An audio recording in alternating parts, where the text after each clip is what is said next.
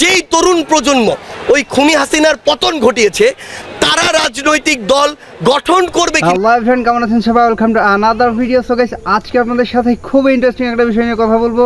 আর সেটা হচ্ছে যে আমরা বাংলাদেশের জনগণ যারা আছি, অধিকাংশ মানুষের মুখেই একটা গুঞ্জন আমরা শুনতে পাচ্ছি বা আগেও শুনেছি। আর সেটা হচ্ছে যে বৈষম্য বিরোধী ছাত্র আন্দোলনে যারা করেছে, যারা আন্দোলনটি করেছে, আন্দোলনে যারা সরাসরি অবস্থান নিয়েছিল, তাদেরকে নিয়েছিল অনেক ধরনের আলোচনা সমালোচনা, এবং একটা সময় আমরা শুনতে পেরেছি যে তারা নাকি রাজনৈতিক দল গঠন করবে।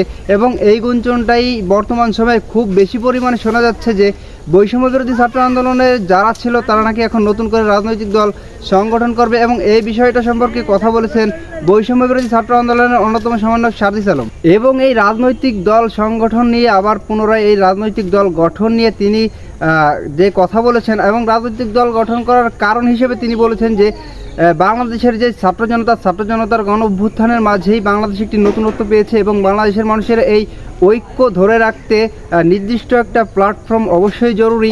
আর এর দ্বারা যদি বাংলাদেশের মানুষ চায় যে ছাত্র জনতার নির্দিষ্ট একটা প্ল্যাটফর্ম বা একটি রাজনৈতিক দল গঠন করবে, তাহলে ছাত্র জনতা অবশ্যই সেই দলকে গঠন করবে, এমনটাই বলে মন্তব্য করেছেন তিনি আরও বলেন যে রাজনৈতিক দলের মাধ্যমে বর্তমান অন্তর্বর্তীকালীন সরকারের অনেকটা উপকার হবে যদি রাজনৈতিক দল গঠন হয় ছাত্রদের।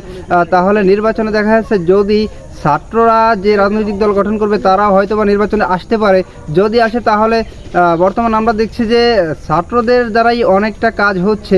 তাহলে এই অন্তর্বর্তীকালীন সরকার দেশকে এগিয়ে নিয়ে যাচ্ছে, এবং অন্তর্বর্তীকালীন সরকার যদি নাও থাকে, দেশ সংস্কারে দেশকে এগিয়ে নিয়ে যাওয়ার লক্ষ্যে ছাত্ররা তাদের পুরোটা দিয়ে কাজ করবে বাংলাদেশের জন্য।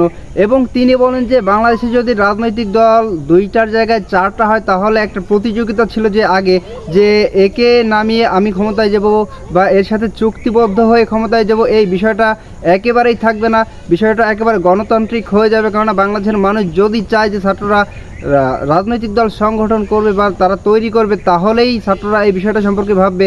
আর যদি বাংলাদেশের মানুষ না চায়, তাহলে এটা কখনোই হবে না। সার্জিস আলম তিনি এই ধরনের বিভিন্ন আরও অনেক তথ্য দিয়েছেন। সো গাইস, কথা না বাড়িয়ে চলে যাবো আমরা সরাসরি স্ক্রিনে, এবং বিস্তারিত থাকছে সম্পূর্ণ ভিডিও জুড়ে।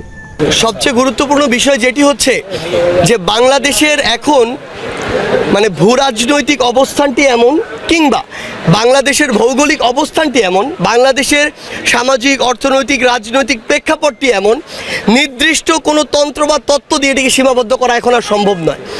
বাংলাদেশে কোন তন্ত্র থাকবে, সমাজতন্ত্র বলেন আর আপনি আপনার জায়গা থেকে পুঁজিবাদ বলেন, যেই বলেন না কেন, এটি আসলে নির্দিষ্ট কোনো স্পেসিফিক কিছু তত্ত্ব দিয়ে এখন সীমাবদ্ধ করার আমার মনে হয় সময় এবং অবস্থা নেই।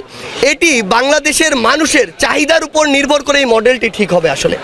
এবং আমাদের জায়গা থেকে আমরা যে জিনিসটি মনে করি, আপনার প্রশ্ন অনুযায়ী, যে বর্তমান বাংলাদেশে আপনি বলছেন জাতীয় নাগরিক কমিটি কিংবা রাজনৈতিক প্ল্যাটফর্ম কিংবা বৈষম্য বিরোধী ছাত্র আন্দোলনের কথা, আমার জায়গা থেকে আমি মনে করি যে বৈষম্য বিরোধী ছাত্র আন্দোলন তো ছাত্রদের যৌক্তিক একটি আন্দোলনের মধ্যে দিয়ে শুরু হয়েছিল।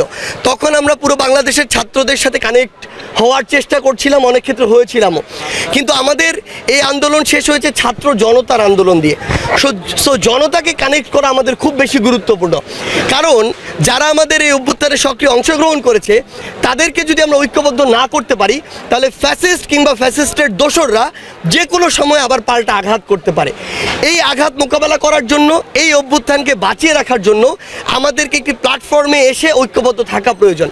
এই জায়গা থেকে জাতীয় নাগরিক কমিটি নাগরিকদের গুছানোর যে কাজটি, সেই কাজটি পুরো বাংলাদেশ ব্যাপী করছে। আর এই তরুণ প্রজন্ম যারা, যেখানে বিগত 16 বছর ধরে বাংলাদেশের রাজনৈতিক দলগুলো বারবার চেষ্টা করেও ব্যর্থ হয়েছে, সেখানে যেই তরুণ প্রজন্ম ওই খুনি হাসিনার পতন ঘটিয়েছে, তারা রাজনৈতিক দল গঠন করবে কিনা এটা বাংলাদেশের মানুষ নির্ধারণ করবে। কিন্তু আমরা আমাদের জায়গা থেকে বিশ্বাস করি যে তাদের একত্রিত হয়ে একটি নতুন রাজনৈতিক দল বাংলাদেশে থাকা উচিত কি কারণে? কারণ বাংলাদেশে আসলে এই মুহূর্তে ওই যে অনেক জুজুর ভয় দেখে অনেকে বলছে -1 -2 ফর্মুলা। আমরা বিশ্বাস করি বর্তমান বাংলাদেশের ডিমান্ড হচ্ছে -2 না, বরং +2 ফর্মুলা। যখন বাংলাদেশের প্রধান রাজনৈতিক দল দুইটার জায়গায় চারটা হবে, তখন রাজনৈতিক দলগুলোর মধ্যে মানুষের জন্য কাজ করার যে প্রতিযোগিতা সেটি বৃদ্ধি পাবে। এবং এক দল আরেক দলকে প্রতিপক্ষ মনে করা, নিজেদের মধ্যে নেগোসিয়েশন করা কিংবা ডিল করে একবার এ ক্ষমতা আসবে একবার এ ক্ষমতা আসবে, এই চর্চা থেকে বের হয়ে আসার জন্য আমাদের বাংলাদেশের নতুন এবং গুরুত্বপূর্ণ আরও রাজনৈতিক দল দরকার।